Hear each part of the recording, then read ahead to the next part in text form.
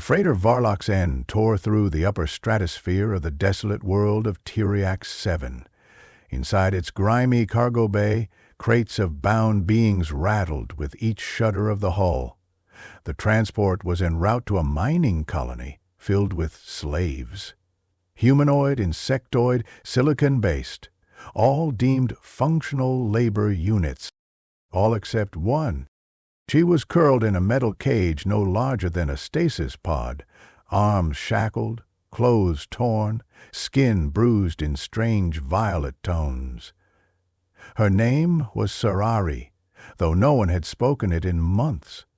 Not since she was taken from her jungle moon and sold for scrap value after the slavers discovered her telepathic abilities had malfunctioned. "Unit 98 Quex D," the captain barked, checking his manifest. "Defective. No buyer, no use. Tosser, waste of oxygen." The door to the cargo bay opened with a mechanical screech. With a grunt, a crewman hoisted Sayari's cage and flung it down into the clouds below. She fell like a meteor, screaming soundlessly as the ship vanished into the haze. Her cage smashed into the underbrush of a fog-choked forest. It cracked open, spilling her into the moss and dirt like discarded cargo. She lay there, half-conscious, rain drizzling over her skeletal frame. The forest said nothing. Elias Varn was a reclusive scavenger and mechanic who made his home on the edge of the Greystone Wilds. Years ago, he'd been a soldier, a tech specialist in the Galactic Accord. But he'd walked away from the war, weary of blood and lies.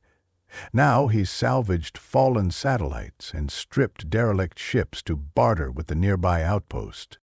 That day he heard the impact. Not thunder. He knew the sound of falling metal. With rifle in hand and his drone flitting beside him, Elias followed the smoke trail to the cratered earth. At the center, among shattered foliage and twisted metal, lay a figure. He froze. A girl. Humanoid, but not. Her skin had a soft lilac hue, her ears longer than any human's, and a faint glow shimmered across her veins. She was unconscious, bleeding, but alive. "Gods!" he muttered, lowering his weapon. His drone pinged. No biosignature matched any local registry. Illegal cargo. He should have walked away.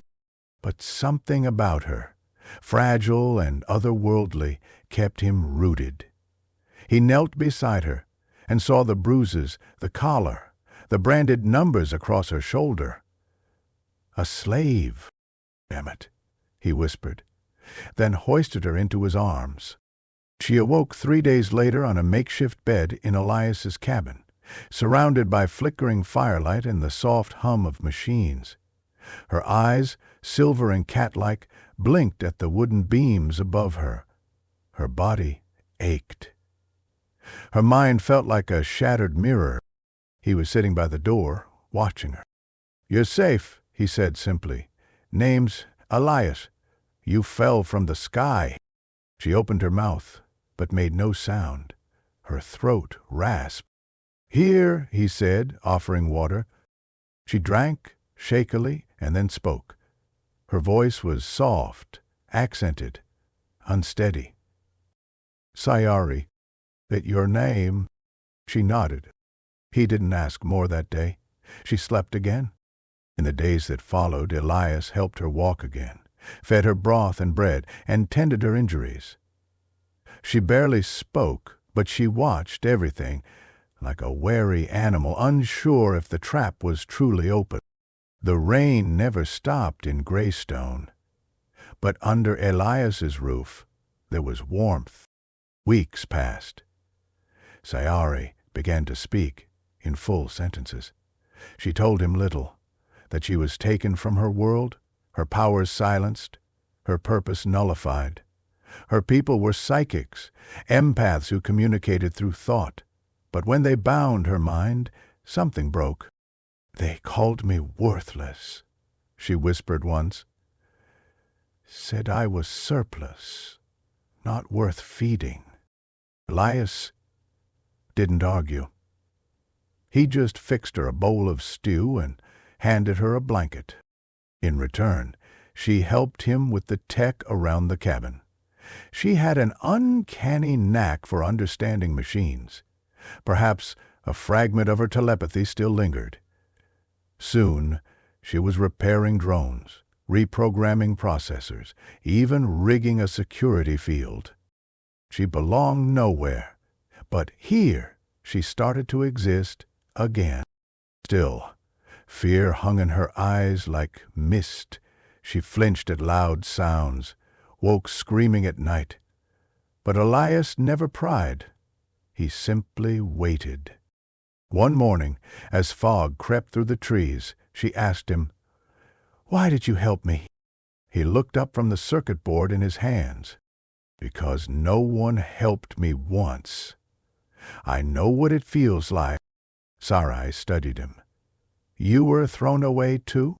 He chuckled bitterly. "In a way. Walked out of the war and everyone acted like I'd vanished. People only want you if you fit their needs." She nodded, understanding deeper than words could express. Months passed, and the seasons shifted. Sayari grew stronger, her skin gained color, her steps more sure. Her laughter, once unheard, became a regular echo in the cabin. She would venture into the woods, gathering strange herbs and singing softly to herself in a language Elias didn't know. One day, while tuning a salvage transmitter, Elias found her standing in the doorway, hands clenched. "I think I feel it again," she said. He looked up. "Feel what?" She tapped her temple. "My mind. The bindings. They're fading. Slowly. I can hear the forest, the thoughts of the animals, even yours, faintly." Elias froze. "You can hear my thoughts?" She smiled gently. "Only when you let me." He grinned. "Good. Wouldn't want you hearing what I think of my cooking." They both laughed. But that night, she was quiet. A week later, a ship landed near the outpost. Sierra sensed it before the scanners did. She stood motionless in the field, eyes clouded. "They're here," she said. "Who?" Elias asked. "Slavers. They're searching, scanning minds, hunting." Elias's face hardened. "You're not going back. They'll burn the forest to find me." He nodded grimly and activated the cabin's defenses. Drones buzzed to life. Energy shields shimmered into place. He handed her a compact weapon. "You remember how to use this?" She nodded, though her hands trembled. That night, 3 figures emerged from the mists, armored, masked, brutal. Elias met them head-on in the clearing. "This is private land," he called out. "We track stolen property," one said. "An alien female." "She's no one's property." A blast seared the tree beside him. From the shadows, Sayari struck. Not with weapons, with her mind. The binding snapped in her head like broken glass. Pain lanced through her skull, but then it cleared. She felt them, the invaders, their fear, their hatred. And she turned it inward. One collapsed, screaming. The second fell, stunned. The third ran, and Elise shot him in the back. Silence returned. Sayari dropped to her knees. He rushed to her. She looked up, tears streaking her cheeks. "I remembered who I am."